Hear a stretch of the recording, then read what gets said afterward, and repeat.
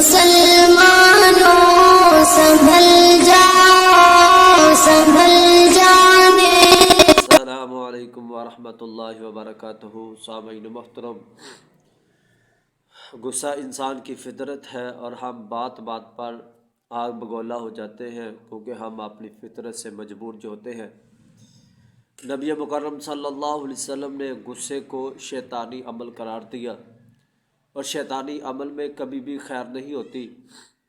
نبی اکرم صلی اللہ علیہ وسلم نے ارشاد فرمایا، پہلوان وہ نہیں جو اپنے جسم کی طاقت کے بدولت دوسرے کو زمین پر بچھاڑ دے، بلکہ پہلوان حقیقت میں وہ ہے جو غصے کے وقت اپنے غصے پر کنٹرول کر لے، اپنے ہاتھ پاؤں کو کنٹرول میں رکھ لے۔ اصل میں پہلوان یہی ہے۔ ایک دن نبی اکرم صلی اللہ علیہ وسلم بازار سے گزر رہے تھے تو دو آدمی آپس میں لڑ رہے تھے، اور اتنی شدت کے ساتھ لڑ رہے تھے کہ ان کی رگیں پھول رہی تھی غصے کی وجہ سے۔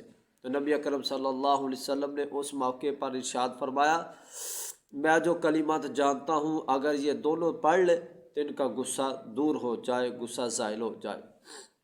نبی اکرم صلی اللہ علیہ وسلم نے ارشاد فرمایا، وہ کلمات یہ ہیں، اعوذ باللہ من الشیطان الرجیم۔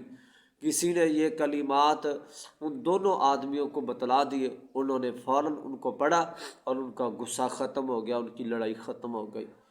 میرے عزیز بھائیوں، جب بھی ہمیں کوئی چیز، کوئی بات ناگوار گزرے اور ہمیں غصہ آ رہا ہو تو فوراً ہمیں یہ اعوذ باللہ من الشیطان الرجیم پڑھ لینا چاہیے، تاکہ ہمارے غصے کو کنٹرول کیا جا سکے، ہمارا غصہ زائل ہو جائے۔